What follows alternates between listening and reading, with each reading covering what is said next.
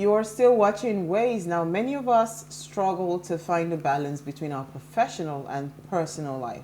National Workaholics Day is observed on the 5th of July to remind people to take time out for themselves outside of work.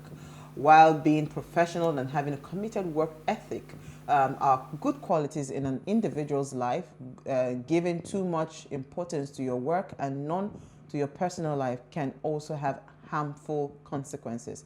Being an alcoholic can lead to your relationships falling apart.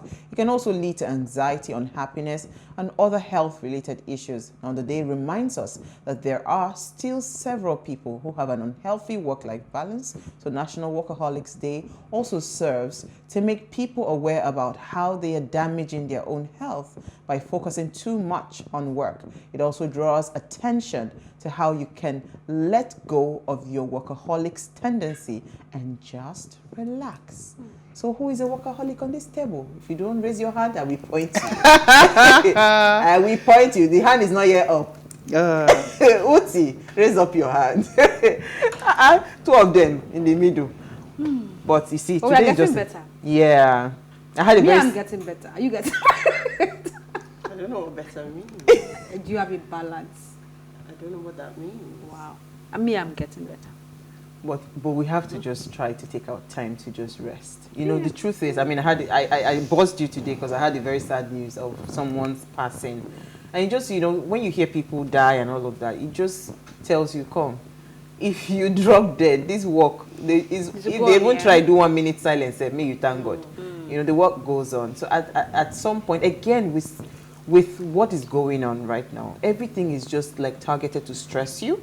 So you must really find that, you know, you have to be deliberate. Really find that balance. You must be very deliberate about your balance. In fact, nowadays I am more deliberate to shop. Once I start feeling a certain way, I just log out. Now I'm learning to deliberately do that. I've had really bad cases of going down just because you think that the last energy, okay, let me just, you keep, and you will pass out.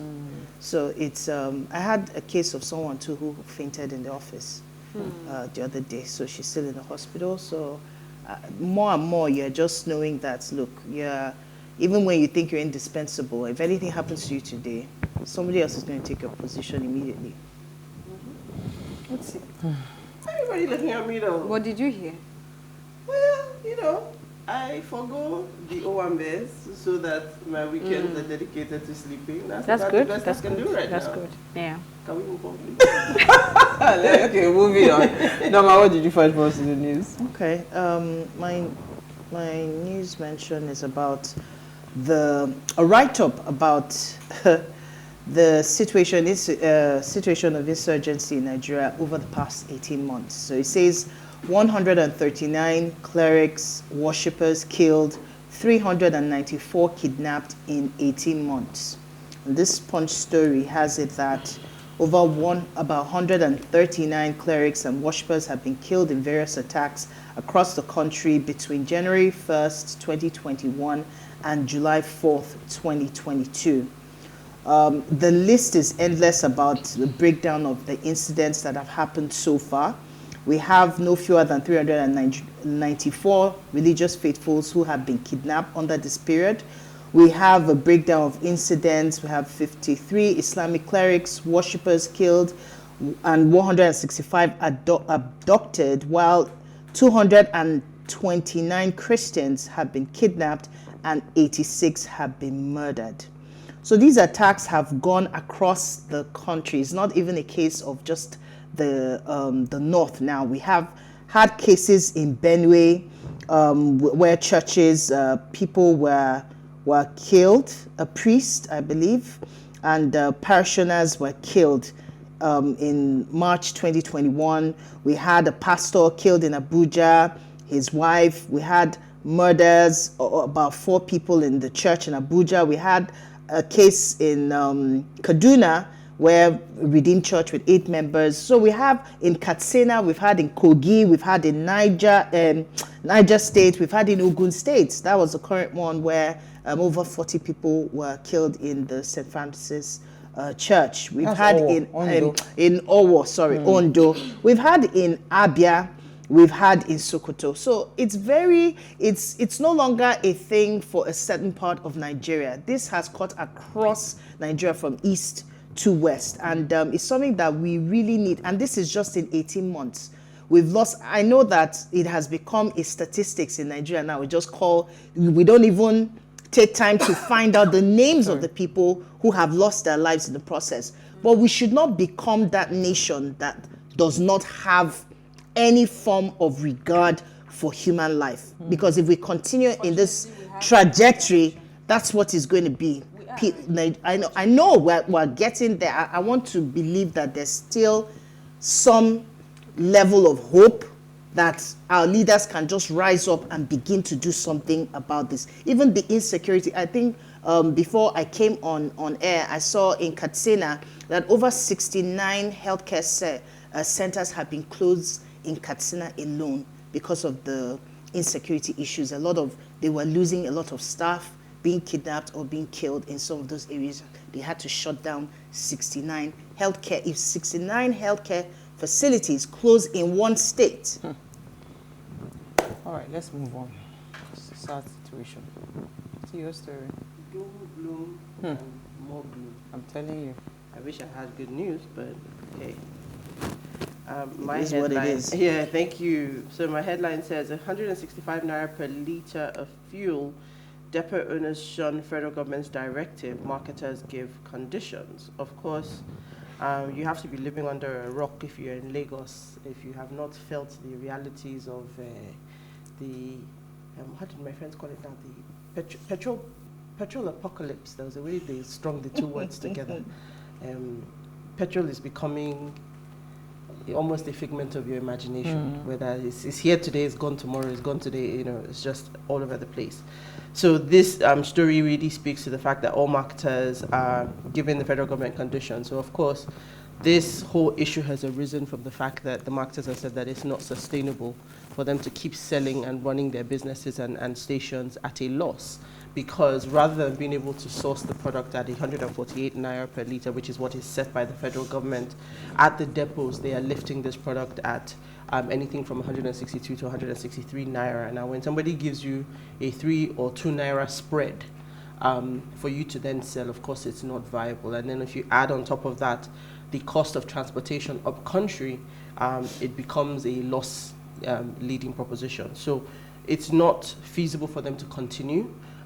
Yet, in the face of that, because they have proposed an increase from 165 to 180 to make it sustainable, but in the face of all of this, which as uncomfortable as it seems, because you're always, unfortunately, in Nigeria, stuck between the choices of the devil or the deep blue sea, or the frying pan or the fire, because do I want to queue for hours or be in endless traffic, or do I now want to bear a 15 naira increase per litre?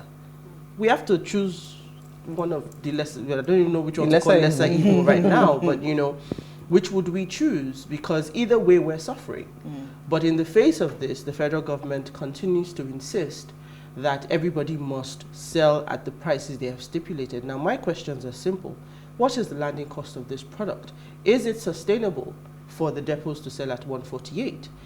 Is it sustainable for you to say, okay, you cannot buy at 148, but I insist you sell at 165. I mean, if you take the numbers alone, this is probably why Nigeria is where we are economically, because simple math is not adding up and somebody says, but you must continue. Now, if you insist on continuing, are you going to put your money where your mouth is? Are you going to give them the money to close the gap? So am I going to, for every litre you buy at 162, am I going to give you the, what is the math, 20-something naira back? Because somebody has to pay. But the government is doing neither on either side. Even on the subsidy, right? You are subsidizing this thing. Have you increased the amount? I think the budget was at 200 naira per litre. Crude oil costs have gone up. So the landing costs must have gone up. Have you shifted? And even in the shifting, do we have the money to shift? Like I said, more doom, more gloom. See Godwin. Isn't that home? Okay. So my own story. Uplifting story.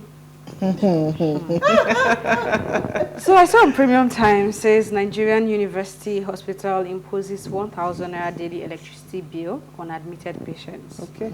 Now, the management of University College Hospital, Ibadan, Oyo State, has confirmed the addition of 1,000 naira daily electricity fee to the service charge of every admitted patient in the hospital. The circular was signed by the UCH Administrator, Wale Oyeyemi, on behalf of the Chairman of the Medical Advisory Committee and Chief Medical Director. According to what they are saying, I mean, Premium Times was able to speak to someone who is a member of staff, but who don't want to be mentioned, said that they get about 50 to 60 million naira NEPA bill in a month. NEPA. Yeah, and I'm wondering how that math, like you said, is mathing, right? And then they also cited diesel, of course, which is a major issue. So because of that, everybody have to spread the cost around. We all have to bear it. And I'm just wondering how that will pan out for people who are maybe paying out of pocket as well and trying to just get a better health. Like, how do you get 50 to 60 million naira? So it's not making from sense. Power Holding Company. I mean, what are they doing there? What are they doing? You know. So I mean, that's a new law. On that note, right? So yeah, it's a new law. Lagos State government shuts down Redeemers College, Redeemers Nursery and Primary School rather in Ogba, and this is following the drowning of a 5-year-old pupil that was, of course, it was in the school's custody while it was reported that he drowned during swimming lessons. So this shutdown is just to allow for investigation, also to probe what happened, you know, with quality assurance of the ministry, to probe a lot of things. That's why they're shutting down the school. So the ministry is concerned about the safety of the pupils, hence the need for intervention, and the school will remain closed until all required approval processes are concluded. Parents are advised to note that the closure, and wait for the conclusion of the administrative investigation. Well, this is a good thing, why right? are they being advised to wait? Well, I mean, you know, some parents want to start probably stressing the what's it called, the ministry, and trying to twist them to reopen and all of that. Okay. You know, some parents would probably go to other schools, you know.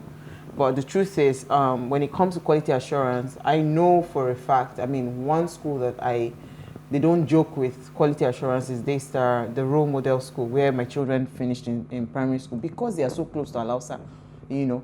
And, you know, it's almost like every single thing, the eye is on them. So every safety measure has been put in place. Most of these schools, especially with primary schools and nursery schools. You know, I was listening in on a tweet space today on education. Somebody came on and said, if you check in this Lagos, right, if it's 10,000 naira you can afford for school fees monthly, you find a school for it. For your pocket, there's school fees. But that should not be the case, because it is actually, that's where we can't even. So even this one that they are doing quality assurance is because it's a big school. How many of those mushroom schools do they even do quality assurance on? But you know what? That conversation around school is a matter for another day. We want to discuss the ASU strike. On that note, let's take a break. We'll come back from the break. Stay with us.